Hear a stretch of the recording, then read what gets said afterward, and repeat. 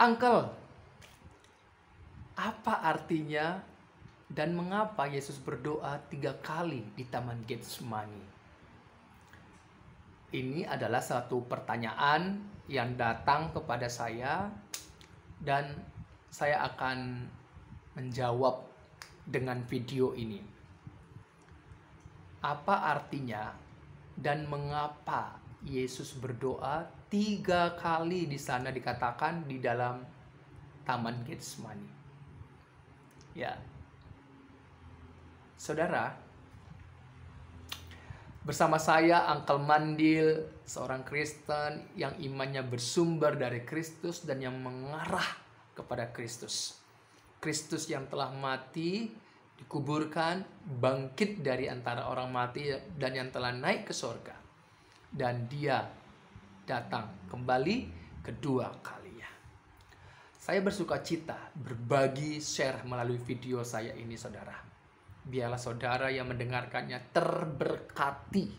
Ya, saya berdoa bagi saudara, kiranya engkau, hatimu, biarlah firman itu mendapatkan tempat di hatimu. Kita hidup di dalam anaknya yang tunggal, Yesus Kristus. Karena di dalam Yesus Kristus kita dibenarkan. Amin. Saudara, kembali lagi saya akan menjawab pertanyaan dari beberapa orang.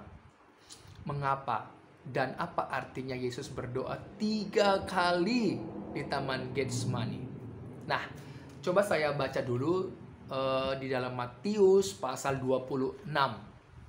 Ya, di sana ada ayat yang ke-39 dulu. 42 dan 44. Ya. Kita baca dulu Matius pasal 26 ayat yang ke-39.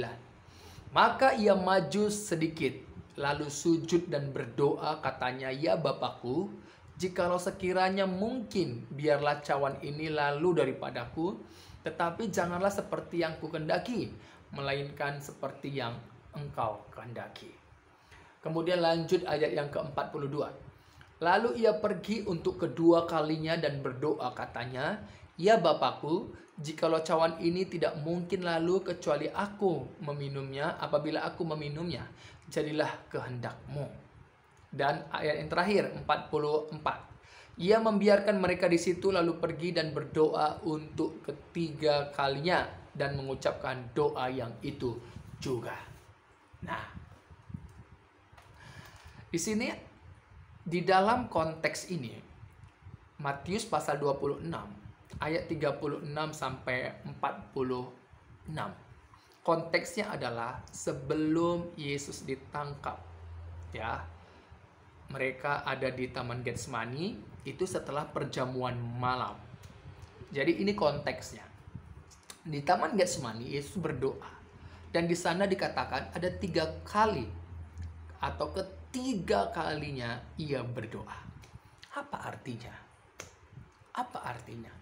Mengapa Yesus berdoa sampai 3 kali dengan doa yang itu juga? Saudara, inilah yang selalu saya ingatkan di dalam video saya. Apa itu? Kalau kita mau belajar Alkitab, mau belajar firman Tuhan, ya, apa yang kita baca, kita harus tahu, kita harus memahami budaya Alkitab itu. Apa maksudnya budaya Alkitab?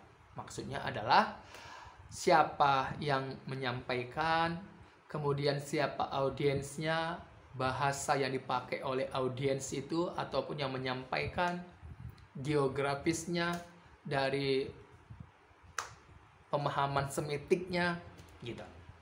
Kemudian kita juga harus tahu konteksnya ayat itu. Teks sebelum dan sesudah teks itu berbicara. Yang ketiga, kita harus tahu, pahami bahasa-bahasa figuratif, majas, simbol dari setiap ungkapan-ungkapan yang ditulis di dalam Alkitab itu. Jadi harus paham, saudara.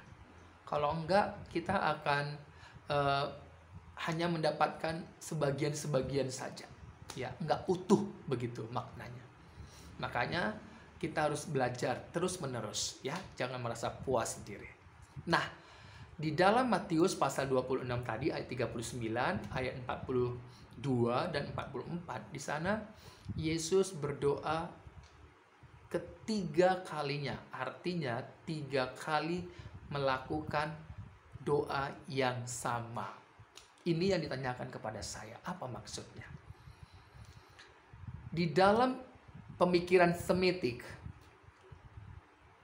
orang-orang Ibrani, di mana di sana ada namanya majas tautologi.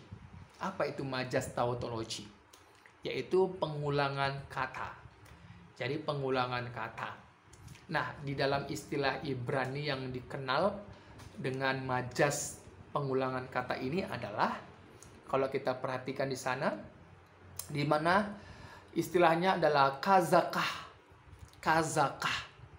Kazakah ini yaitu artinya hak milik, ya. Suatu pernyataan, suatu ide, suatu ucapan, tingkah laku yang dilakukan terus-menerus itu menjadi milik sah, menjadi miliknya, begitu. Artinya itu menjadi kepunyaan dirinya. Jadi hak milik, kazakah. Makanya disebut ada hukum yang namanya salosi pak amim, yang artinya apa? Hukum keharusan. Karena itu terus-menerus itu menjadi keharusan, menjadi miliknya. Kazakah. Atau bahasa Inggrisnya extremely. Keharusan. Ya, keharusan. Jadi kalau sudah 3 kali ya tidak ada lagi tawar-menawar gitu dia. Ini juga ungkapan-ungkapan majas seperti ini juga ada di dalam Alkitab, gitu. Seperti kudus, kudus, kuduslah Tuhan. Jadi ini benar-benar sangat-sangat penting, gitu. Nggak boleh tidak. Di dalam doa Yesus berdoa di Taman Getsemani itu 3 kali. Dikatakan di dalam Matius pasal 26 tadi. Dan 3 kali dia mengucapkan doa yang sama. Tetapi di akhir doanya dia berkata, kehendakmu lah yang jadi.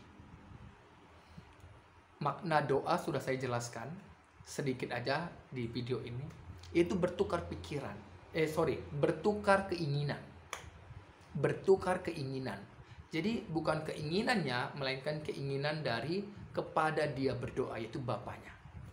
Jadi biarlah keinginan Bapa, kehendak Bapa yang jadi dalam dirinya. Karena dia sebagai anak yang telah keluar, datang dari Bapa, yang telah mendapatkan tugas dari Bapaknya.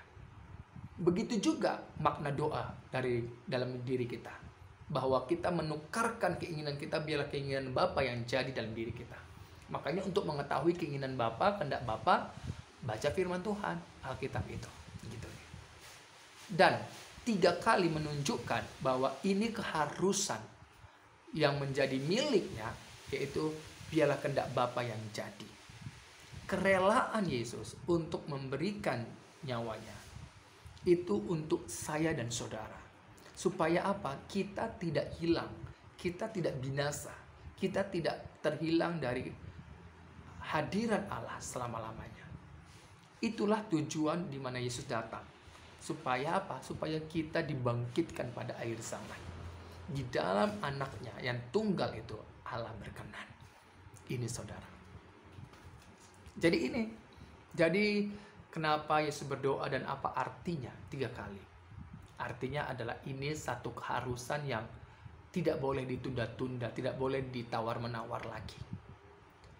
Kepemilikannya, miliknya, itu biarlah Bapa, milik Bapa yang jadi dalam dirinya.